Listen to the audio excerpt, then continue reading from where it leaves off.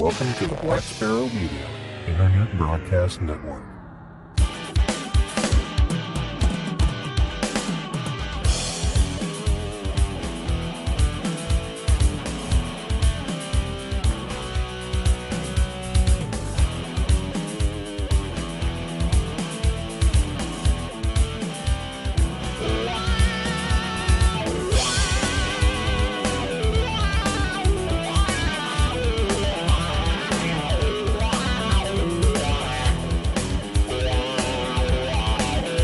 You are listening to Linux in the Ham Shack.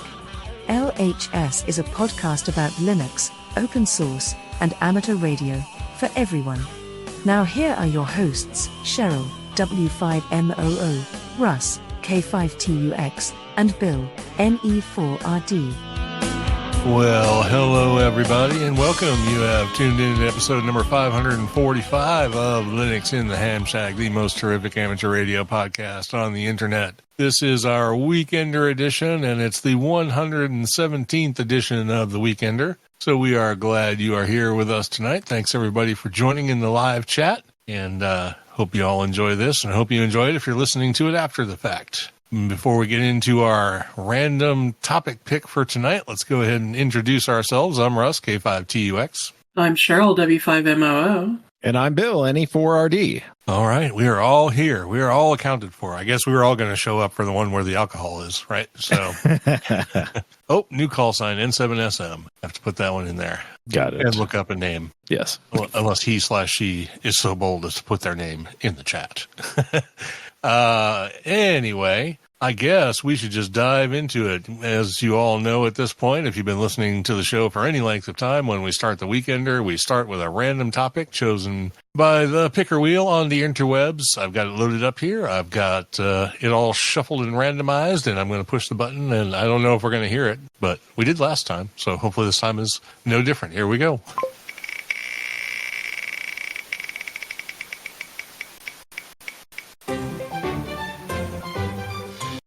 The sound of victory or something. So it shows a hedonism topic this time for a change. And Woot. The topic tonight is sushi for beginners. So I have a few things to say about eating sushi if you're new to it. I don't know if anybody here is in the chat is new to sushi or not. Has anyone in the chat not tried sushi? I'd be curious to find out. I kind of feel like if you're a ham radio operator, you've probably tried it at some point. Well, not necessarily. Well, no. It just some people have an issue with raw fish. Well, but that's not what sushi is. Remember, that's so. Well, no. So let's go from right to the beginning. David says he doesn't love fish in general. Ted has not tried sushi. So sushi, however, talks about the rice. That is correct. That's where I was going. Sushi, the word sushi from the Japanese, does not mean raw fish, which everyone seems to think. What it does mean is vinegar rice. And that's actually, kind of where it's at, because most sushi has vinegar rice in it or around it or whatever. Jill says she prefers sashimi. Yes, sashimi can be very good. But sashimi is not sushi, because that is just that's raw just fish generally. It can be other things. It's basically just the same ingredients without the rice. So, well, and sashimi is not always raw fish either. I just said because yes. Okay, sorry. Yeah, it doesn't have to be raw fish. It can be anything. It just doesn't have rice or nori. And Steve says sushi, sashimi, it's all good, and I will take it all. Well, you can't have it all because I've already eaten it all. So. Yes, it is one of the things I loved. But and I have actually gone through. Cheryl set me up with a guy we used to know, a sushi chef, who taught me how to roll sushi, so I can actually make it myself, although I have not done so in quite some time. But I kind of want to just go back for a minute to the very beginnings of my sushi experience and just give a couple of tips maybe about sushi if you haven't tried it. For people like Ted who say they have not tried it, and for David who says he doesn't love fish, there, like we've already said, it's not always fish. It can be shellfish. It can be fish. It can actually be, some of the restaurants around here have beef options, chicken options, vegetarian options. So it can be a lot of different things. It doesn't just have to be fish, and it doesn't have to necessarily be raw either. A lot of rolls will have cooked shellfish or other cooked ingredients. I mean, obviously, if it's got chicken in it, that's going to be cooked. You're not going to be eating raw chicken. Yum. I like my chicken rare. What are you talking about? Yeah, exactly. Well, With a side of salmonella, salmonella sushi. Yeah, that's what we all want. Sometimes beef can be like cooked rare. It can be like a tartare kind of thing. Fish can often be blackened or charred or cooked in some other way, smoked, for example. But when I first tried sushi, I was of the mind that I really wanted to try sushi and, had never tried it before and didn't have any guidance on how to do it. So when I tried it, I just ordered a couple of sushi rolls off the menu and I just ate it. Now, there were a couple of things wrong with that. Generally speaking, sushi is not that good if you just pick up the roll and eat it. There's usually you get a couple of sides with your sushi. You'll get pickled garlic, which is called pickled ginger. Ginger, yeah. Pickled ginger, which is called gari, and you'll get wasabi, which of course is a spicy paste, I guess. And you'll also have soy sauce. So the way most people eat sushi is they take a little bit of the wasabi, they put it in some soy sauce in a little dish, mix them around so you get the sort of spicy wasabi concoction. And it does a couple of things. It adds a little bit of flavor to the sushi, and it also wakes up your palate. It kind of opens up all your taste buds and everything, so you get more out of it. And I didn't do that the first time around. So I thought sushi was kind of because no one had told me that's what you're supposed to do. Now, I learned about that after the first time, and the second time the sushi was much, much better. So, if you just take a sushi roll, particularly the ones that are, they can be rolled a couple of different ways. They can be rolled with the nori on the inside, so it looks white because the rice is on the outside. It can be rolled with nori on the outside, so it looks black, and then the rice is on the inside. It doesn't have to use nori. Sometimes soybean paper is used if you don't particularly like the taste of seaweed, but seaweed doesn't really taste like anything. It's just kind of like a little salty, another thing to give you some more umami. It kind of has a veggie taste to it. A little bit. It's got that vegetally kelpy kind of taste to it, but to me, it's definitely a plus when you're eating it, not a minus. You lose a little bit when they use the soybean paper, but the soybean paper comes in different colors, pink and green and stuff like that. So that's to give it some flair and effect for certain kinds of rolls. But it has virtually no flavor. It has essentially soybean paper, yeah. Right. And then they can be rolled in what looks like kind of like an ice cream cone. This is called tamaki or hand rolls. This is always done with the nori on the outside because you're eating it like literally picking it up with your hand and just chowing down on it like an ice cream cone. Generally, the ingredients are the same. It's just the stylistic difference. And let's see. And then, of course, there is sashimi, which is usually just sliced pieces of whatever, whether it's egg or tuna or whatever. Sometimes they'll do it as chirashi, where they'll take sashimi and put it on rice instead of in rice. That's another way it's often done. Sometimes those have sauces with them, like whether it's a wasabi sauce or a yuzu sauce or something like that, to make it kind of like a fish salad. That's also a really good way to do it. But I would just say you can get things like shrimp tempura rolls, which those are cooked. Usually if there's eel is always barbecued, so it's always cooked. The crab stick, that of course is processed. It can be cooked, it can be fried, stuff like that. Rolls can be deep fried or not deep fried. And then there's all kinds of other ways you can have like tataki, which is like toast, like grilled on the outside, but raw in the middle, which is always good, especially with like tuna. That stuff is great. So the staples are people will usually first hit something like a California roll, and a California roll is generally crab stick, cucumber, and avocado. That's kind of where most people start, I think. There's nothing raw per se in there, because it's all fish substitute, not raw fish. And those are usually really good. It depends on how you make them. My favorite is the one that comes from Sanraku in San Francisco, because they put a nice sauce on it. Their eel sauce is really good. Plus, they wrap them in sesame seeds, which I particularly like. But I would just say that if you're going to do it, I would try it. Ask for things. that aren't raw necessarily to start off with, unless you're perfectly fine with raw fish. Or other, safe raw ingredients like beef and so on. They're really good. I find that when it comes to like salmon in particular, salmon and white and red tunas, and yellowfin, if you just, hack them up and, give me a big old slab of the raw stuff, that it's way better than when it's cooked. So, like I don't even particularly like smoked salmon, but I love raw salmon. Raw salmon is the best stuff ever. So like in that scene in Lord of the Rings where Gollum like catches fish and starts chowing down on it, I could see myself doing that, honest. Minus the bones and eyeballs. Well, minus the pin bones and the skin and all that stuff. Although they have salmon skin rolls, which are really good too. If you get a good like sear and a nice crispy fry on that salmon skin, those are pretty tasty. So, but yeah, I would just say if you're going to go into it, find some stuff that's kind of appealing. Maybe stay away from the raw fish unless you're okay with that up front.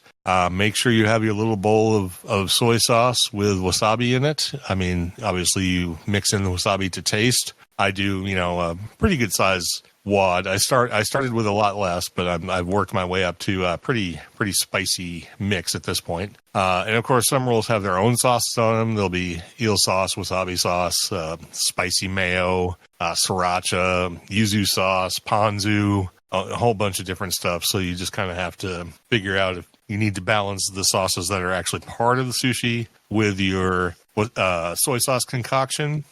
You'll figure that out as time goes on. But I highly recommend if you haven't tried sushi, you should. Probably preaching to a lot of choir here when it comes to sushi. Although we know at least two people who have not really embarked on the sushi journey. But what else can you all say about sushi? We asked you, Bill, if you like sushi. I assume you do. Oh yeah, I mean I had sushi with you guys. Yeah, I was going to say Bill went with us to sushi. Yeah, not in St. Louis, sorry, in Springfield. Yeah, yeah. You did? Yeah. We went to Haruno. We sat back by the sushi bar. Oh, holy cow! Why did I not remember that?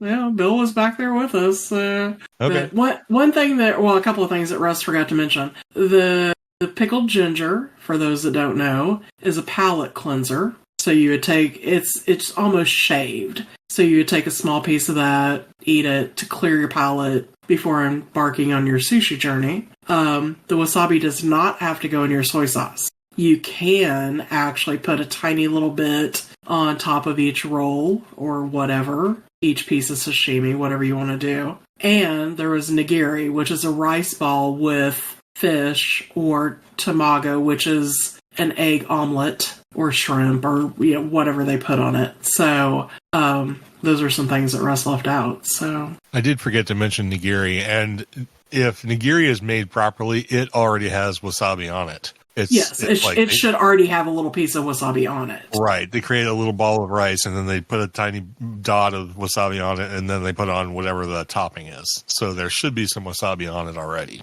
I think a lot of people, like even me, I will eat nigiri like with chopsticks, but I think technically you're supposed to just pick it up and eat it.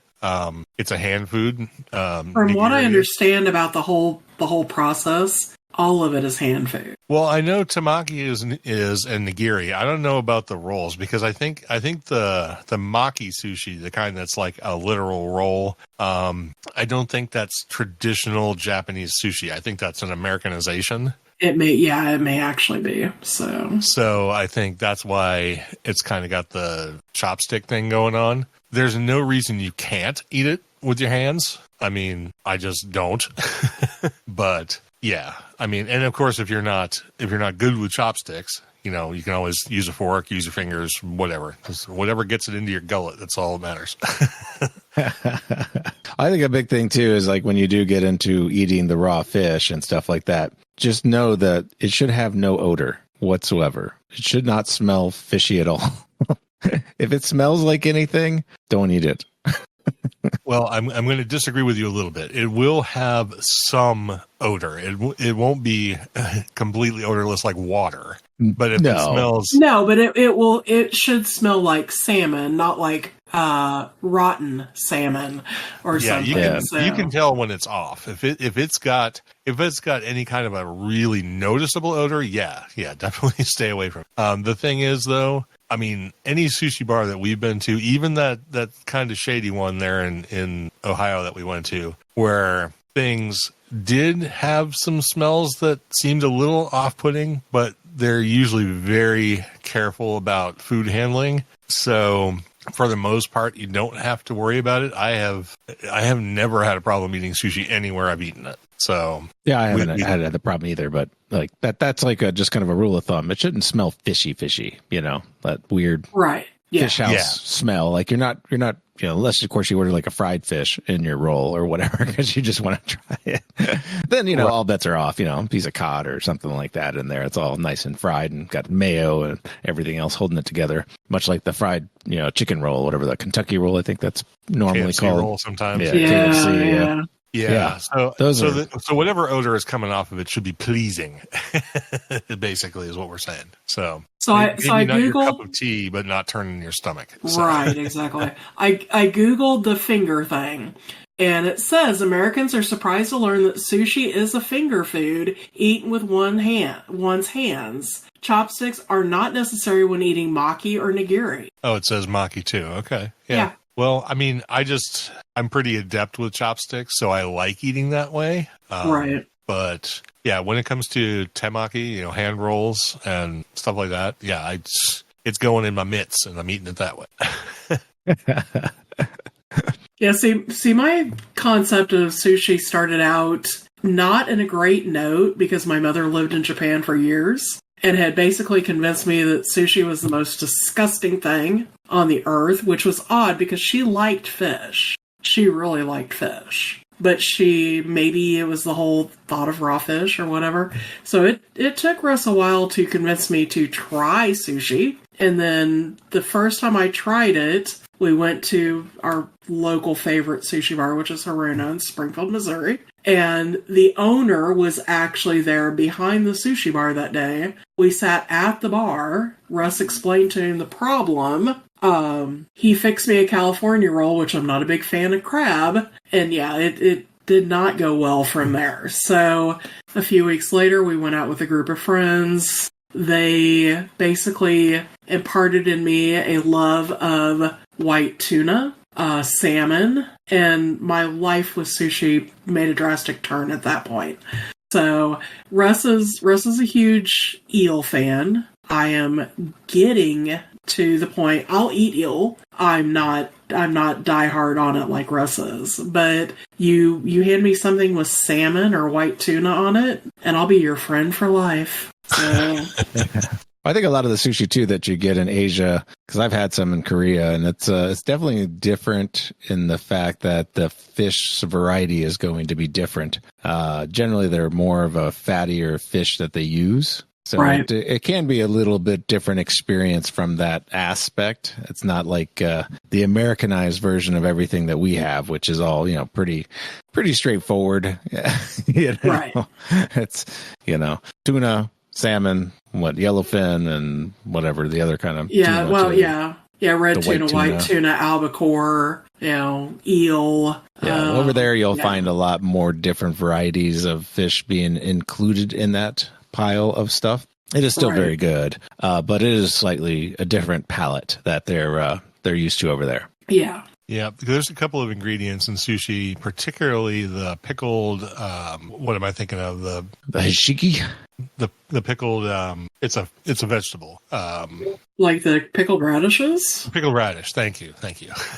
Yeah, I've met a couple of rolls with that in it that I kind of like, but for the most part, the pickled radish I can't really do. There's a couple of things I just thought of.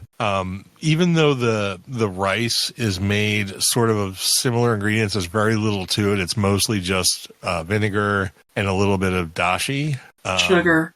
some sugar, right, to make the flavoring for the rice. And of course, the way they cook it makes it really, really sticky, so you can roll it and it will stick together. But there's a couple of things about that. One is you're going to have to try and you may have to sample a few places, because while the ingredients are limited in number, the proportions can vary, and some sushi rice is definitely better than other sushi rice. So definitely search around until you find a place that's got a good flavor with what you like.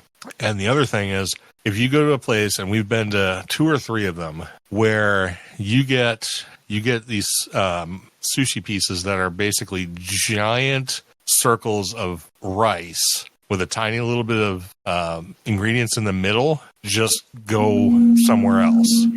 There's a couple of places, and they make the rice, the slices are so big they're almost too big to eat. And sushi is definitely meant to be eaten like as a whole bite. And then the places that are basically just the roll is like 80% rice. Those places are invariably horrible, and definitely just go somewhere else. And I would even go so far as to say, like, when you go into a new sushi restaurant, look around, see what the sushi looks like. And if that's what they're putting out, just find someplace else. There should be like it should look like a bicycle tire, basically. It's like there should be a little bit, the rubber part of the tire should be the rice. There should be a little bit of rice that sort of holds the whole thing together. And then there should be 80%, 70 to 80% of the center of it should be the ingredients. If it's the other way around, it's going to be terrible and you're going to be disappointed. So there was one place in California, I remember, that was like that. And there's a place in Tulsa that does that. And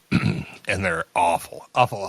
So I would just say pay attention and look and see what how nice the stuff looks when it's coming out, and make sure it's not a majority of rice. And if the nigiri is coming out on, a softball size, thing of rice with like a tiny little strip of fish on top, you don't want that either. The concept of Tulsa is great. I love the concept, but their food is horrible. So yeah, it's called Sushi Train. So they have like model trains running around their sushi bar with plates of sushi on them, and in typical fashion, you take your plate off, they count your plates at the end, But, that was great, except for the fact that the sushi was absolutely horrible. So it was a lot of rice and a very tiny bit of meat or veggies. So yeah, absolutely. And, unfortunately, most of you won't be able to see the pictures unless you come into the chat afterwards. But Steve is showing some rice he got in Japan, and you can see how well proportioned the rice to the ingredients is just by looking at it. Which is great. So, and, even the stuff that I rolled that I showed a picture of, I've got a few more pictures I could show. The proportions are mostly good on that. There's a couple in there that probably have just a tiny bit too much rice, but overall, I think I have the proportions pretty good. So yeah, it should be, because sushi is generally speaking very expensive. An 8-piece roll anymore is going to cost you from $8 to $20+. So you want to have all the good ingredients to be part of that, not just a huge ball of rice. And the places that try and skimp on that are the ones that are terrible. So, all right. Anything else from Bill or anyone else in the chat have anything else to say? Well, we used to tell our kids when we were teaching them to eat sushi that the green stuff was ice cream. Oh, that's so you can blow their heads off and they hate you for life, right? Yeah. Poor kids. Yeah. We've had friends who do the same thing. It's like, oh, you've never had sushi before? You should try some of that green stuff. It's really good. Yeah. You dive headlong into it and like, oh. There's also tons of vegetarian options too that are really good with the sushi family, of stuff out there. I know my wife, she likes, asparagus rolls and sweet potato rolls and stuff like that. She's not big into fish at all, so she tends to hover towards that, but she loves that very much so. So.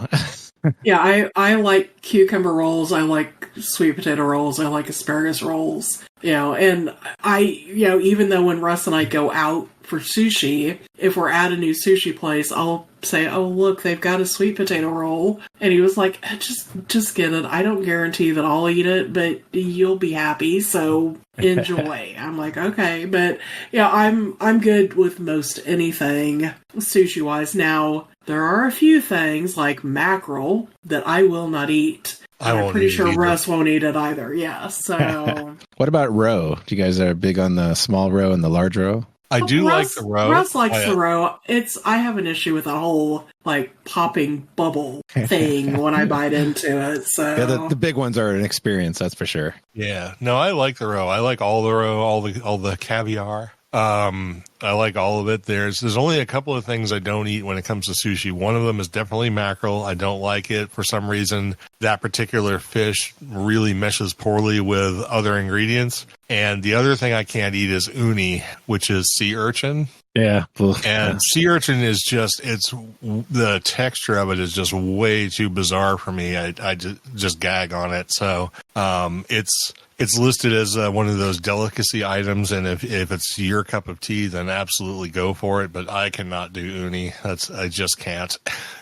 Yeah, Dave is asking about octopus or squid, and of course I've had both, and they're good. Yeah, octopus and squid are both excellent. Hearkening back to the thing about the rice proportions and all that stuff, octopus tends to be very stringy and rubbery, and it can be the same with calamari or squid, and real sushi chefs will slice that stuff with a very deft hand, and when you eat it, you'll know if it's done right, because it'll just kind of be, tender and chewy and melt in your mouth kind of stuff. If it's thick and tough, and somebody's not doing it right. So I've had escargot. I've never had it in sushi though. I will say that if you go to a place that is, well, I don't know, say really good, but like occasionally you can get a quail egg on sushi, which makes it a whole different level of an experience. Yeah, I'm down with that. Cheryl can't do raw eggs, so I can. But. Yeah, I grew up with, because my mom lived in Japan. Every year at Christmas, she served sukiyaki. And everybody did a raw egg in their sukiyaki, and I was not doing it. I can't, if an egg hits the floor, I can't clean it up. That's a dog job, because I'll end up losing my lunch if I have to clean up a raw egg for whatever reason. So, the quail egg is nice and tiny though, so it's it is nice and tiny. It's not like a chicken egg, and I know one thing that Russ hasn't mentioned. I think one of his favorite sushis is toro tuna, which is gross when they serve it, because it's got like big, huge drops of fat, coming out of the fish. But he says it's amazing. So yeah, the toro is the cheek. It's the cheek of the tuna, and it's very rich and very fatty, and it does look kind of odd, but if you can get past the way it looks, it is unbelievable. It's also unbelievably expensive. And a lot of sushi restaurants don't even have it anymore just because it's so expensive. But even if you can find it, like a single piece of toro nigiri is usually like $10. So it's well worth it, at least to try once. But I wouldn't be able to afford a steady diet of it for sure. Well, I think that's enough about sushi. Hey. Yeah, enjoy it. It's definitely a fun experience, and it's best to go with a bunch of people. That way they all get different things, and you guys can share all the different selections instead of, just going in and getting like one or two rolls or something like that. Yeah, doing it family style is really good. And I also like to get a couple of sushi rolls if I go to a Japanese steakhouse. That way you kind of get the Japanese steakhouse experience and a little bit of sushi too. I think that's a good way to do it. Just keep in mind you're going to be paying through the nose for all of that. Well, Japanese not steakhouses are not getting any cheaper.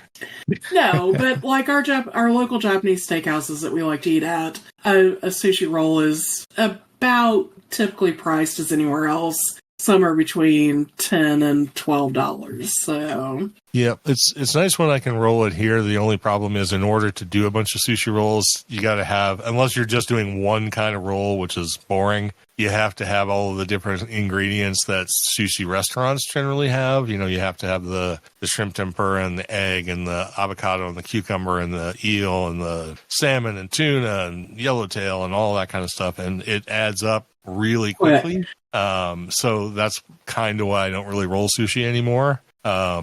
Because, for me to fix a meal just for Cheryl and I would probably make, 5 or 6 rolls, but I'd have to buy $200 worth of ingredients. And then, we might get back to it again, and then, it would all have to be refrozen and blah, blah, blah, blah, blah, because you can't eat it all at once. So it's kind of hard to do at home for yourself. But it is doable, I guess, if you really wanted to, but just know that it's going to be expensive in that regard as well. And you're going to have to, hit up your Asian market for all the ingredients and stuff. You'd be surprised how many ingredients it takes to put together a sushi roll, unless you're just doing something really simple like, a tuna roll that's just tuna, rice, and nori. But even then, you've got to have those, you've got to make the rice, blah, blah, blah, blah. So doing it yourself is definitely an endeavor. If it's something you want to try, I would definitely recommend it. It's an art form all to itself. But you're going to have a lot easier time of it just going to a restaurant. So. Yeah, it's definitely cheaper in the long run. We used to do what we called sushi bowl parties. So on Super Bowl Sunday, we'd invite 10 or 15 people out, and Russ would fix sushi for everybody. By the end of the day, because everybody had him, we'd have like 10 different rolls that he would fix. The cost, the grocery cost, was anywhere from $300 to $500, depending on what we fixed, in order to feed everybody. Russ rolled sushi all day long because everybody would, as soon as he would set something down, it was gone instantaneously. So he never got a chance to actually get ahead. And by the end of the night, he had not eaten. I had not eaten. And he was like, screw it. I'm going to run to McDonald's and get a burger because I don't feel like rolling another sushi roll at this point. I was like, no, I get it. So... Yeah, sadly, I had seen enough sushi that I was just not interested in sushi anymore. We have a couple of times I have rolled sushi just for Cheryl and I. So, but it's a particularly pricey endeavor, and honestly, we just find the sushi restaurants that have late night happy hours or whatever, and you can get sushi for half price and whatnot, and just go do the sushi there. Plus, we also have a local, relatively local place that has a sushi buffet. So, if we want sushi, we just go there because it's way cheaper than making it ourselves. Yeah, it's $50 for both of us to eat at the buffet. And granted, it's not spectacular sushi, but it's pretty good quality sushi considering the fact it comes off of a buffet. So, and it's definitely above average. Yeah. Oh yeah, it's definitely above average. And it's within basically an hour drive of the house. So yeah, even with the driving and the cost of the food, it's still way cheaper than making it yourself. I mean, you don't get the satisfaction, but you get to eat all you want, and they make it. So yeah, because we went out for sushi on Friday. Yeah, it was Friday night. We had 6 rolls, and it was $75. And that was with most of the rolls on sale. So. Yeah, most of the rolls were on their happy hour pricing. So yeah, so again, not a cheap endeavor, but I think everybody should try it at least once if you haven't. You can stay away from the things that have the squick factor, no raw fish, stuff like that. You can certainly do plenty of sushi without those things. And a good sushi restaurant and good sushi chefs will guide you in the right direction. So. All right. With that, I guess we should move on since we've beaten sushi into the ground. But that's okay. But now that we've talked about all this food, let's talk about food.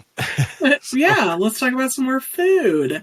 Yeah, we're going to move into hedonism, which we've sort of already done.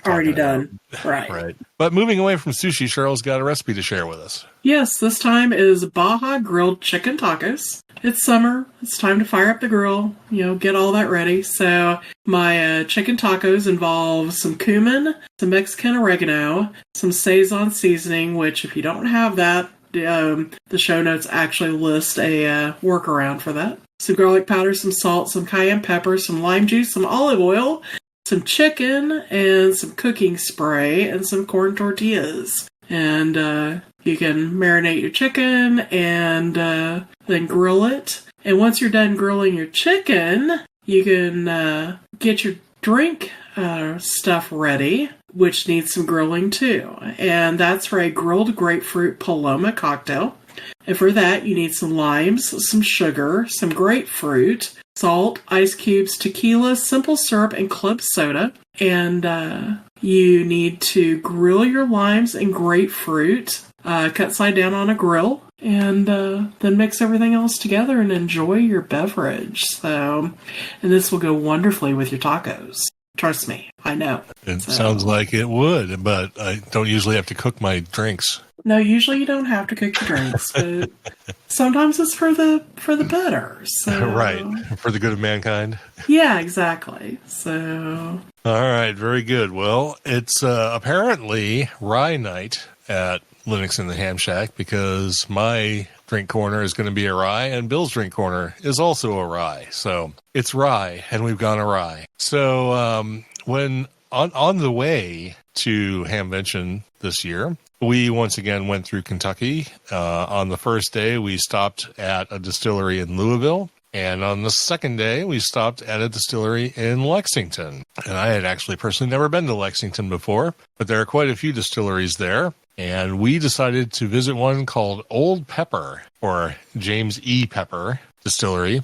They call it Old Pepper now. It was started in 1783, something like that, I want to say, originally. I think that's what I remember. And it went through a few different iterations. Then it ultimately burned down, and then they reworked it back in 2017. And now it's up and running again, and they're putting out spirits. And it's actually a really cool place in Lexington. It is a distillery that I had not ever heard of until we got there. They do have several spirits, and the one that I'm going to be talking about tonight is their single barrel straight rye whiskey. They also have a bottled and bond. They do a lot of their bottles as bottled and bond because they groom their spirit to be released at 100 proof. However, this one is not 100 proof. It's a single barrel. It's released at 116 proof or 58% ABV. It is a straight rye whiskey, so it's 100% rye. And like I said, it comes out of Lexington, and the Old Pepper Distillery says this about their stuff. The Old Pepper label was proudly produced by Colonel James E. Pepper during his lifetime and marketed as the oldest and best brand of whiskey made in Kentucky. Through Colonel Pepper's advocacy on behalf of the bourbon industry, it was the first label in Kentucky to be bottled at the distillery, and his invention of the signature strip stamp was later incorporated into the Bottled and Bond Act of 1897. Assuring consumers of the quality of the whiskey in the bottle, our label today incorporates historic fonts and designs from the 1880s through the turn of the century, including the signature strip label, once again giving consumers valuable information about where and when the whiskey was made and bottled. And this particular version is the single barrel rye whiskey. It has a very deep amber color, and I don't remember what they said the age on this was, but there's several years in the aging process. I think it was close to 8, if I remember right. I think they started with this one right about the time the distillery, was reformed. The nose on it is very nice. It's very chocolate forward, toasted oak, vanilla sweetness, and of course some rye grain. You can't avoid that in 100% rye. The taste on it is also chocolate, a little bit of peppermint, anise, some floral honey, pepper, soft graininess, and honeysuckle. Really nice on the taste, by the way. It's not the best rye I've ever had, for sure, but it's definitely up there, and I'm kind of glad that we found this distillery because it's kind of given me rejuvenation on my pursuit of rye whiskey, because I have lots of bourbons, but very few ryes. The finish on this one is long and warm with hints of rye spice, toasted oak, wintergreen, and chocolate. The chocolate is actually pretty forward all the way through the experience, so it's very nice, especially if you like chocolate. But the combination of the chocolate and the mintiness, the little bit of anise and the grain, the soft grains, is really nice on this. I like it a lot. And it's not particularly hot. It's not very acerbic or anything for its proof. So it goes down pretty nice for a rye whiskey, and I'm not really a rye whiskey guy, but there it is. I think if I remember right, the was $65 there at the distillery. I don't know that this particular one is available outside the distillery, but they do have the bottled and bond, which is. So I believe you can get that, and it's about $50, I think, if you get that one. And like I said, this is not like the best rye I've ever had, so I don't think it's quite into 90 territory, but it's really solid. So I'm kind of waffling between 88 and 89 on this one. I think I'm going to have to go 89. I mean, it's really close to being a 90, but it's also not Rossville Union. So speaking of which, let's talk about some Rossville Union. Rossville Union scale. Yeah. Which throws everything off the charts. So I picked up a bottle I guess last week. Yeah, I think it was last week. I just opened it tonight, so not going too crazy. This is the Rossville Union Bottled and Bond Straight White Rye Whiskey 6-year edition. Rossville Union's master distiller, Ian Stursman, hand-selected this Bottled and Bond 6-year-old rye whiskey. This masterfully crafted 2023 limited release rye whiskey is caramel and mocha forward with a rich candied fruit body and a slight green apple, malted chocolate, and cinnamon finish. And its mash bill is 51% rye and 49% barley. And as all bottled and bonds are, they're 50% ABV, so 100 proof. And, this, like every other Rossville Union, is amazing. And it's about 50. I think I paid 59 and change here. So, depending upon your state and your laws and stuff like that, it could probably be as low as 50, I would think. Where the new barrel strength one is a 7-year, which I haven't seen that one yet in the stores. That one's a 7-year, and that one would be, the higher, like 58%, like 58.6. I think that's what they normally target for their barrel proof or barrel. Yeah, whatever you call it, barrel. 58.6. As soon as I have one of those, I will definitely share that with you as well. But this one is definitely a no-brainer. It's delicious. It's very it's very delicious smelling. It's delicious tasting. It's nice and has a nice thick body to it too. So it's definitely not watery down or anything else like that. So I would definitely highly recommend it, as I always do with Rossville Union. And at the same time, I found finally a 1792 full proof too, which I'll be opening. Very good. 1792 full proof is so yummy. It's good stuff. Yeah. I was debating which one to open tonight, and I just said, I'll just do this one because, I haven't seen this particular bottle. I mean, I've had Bottled and Bond Rossville Union before, but it was a previous release. So this is all the 2020. All right, very good. I haven't bought a Rossville Union since the first one, but of course I have more whiskey than I could ever drink at this point. So everything just kind of sits on the shelf at this point. But I'm going to have to get back to that at some point too. I'm definitely going to be drinking some more rye. I've got to go down that road further. All right, very good. Well, that brings us down to the end of the show, actually. I don't have announcements and feedback, and I didn't get through all the social media stuff. We do have the folks who are here in the live chat with us. We'll get Cheryl to read that. And, of course, I will catch up on all the social media follows and whatnot for the next episode. But in the meantime, who did we have in the live chat tonight?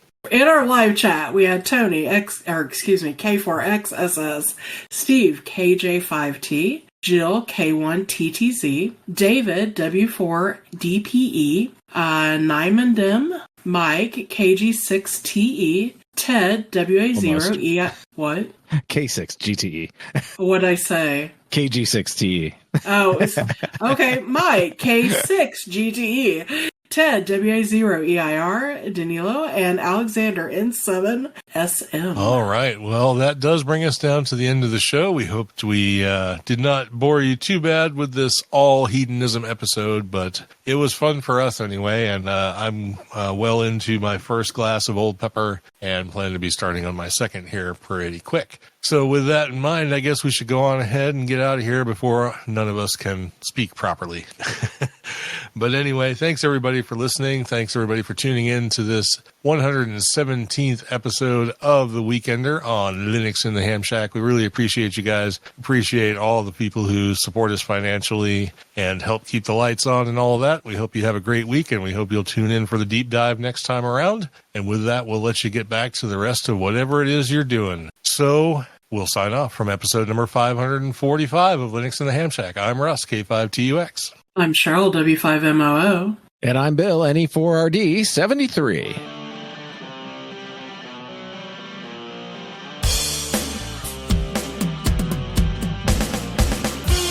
Thank you for listening to this episode of Linux in the Ham Shack. LHS is a community-sponsored podcast. Live recordings are Sunday nights at 8 o'clock Central Time. Our homepage can be found at lhspodcast.info. You can support the podcast via Patreon at patreon.com/LHS podcast. We're also on Discord, Facebook, Instagram, YouTube and Mastodon. Contact us via email at info@lhspodcast.info or via voicemail at 190954777469. That's 1909 LHS show. We also have merch. So until next we meet, remember to always heed your hedonism.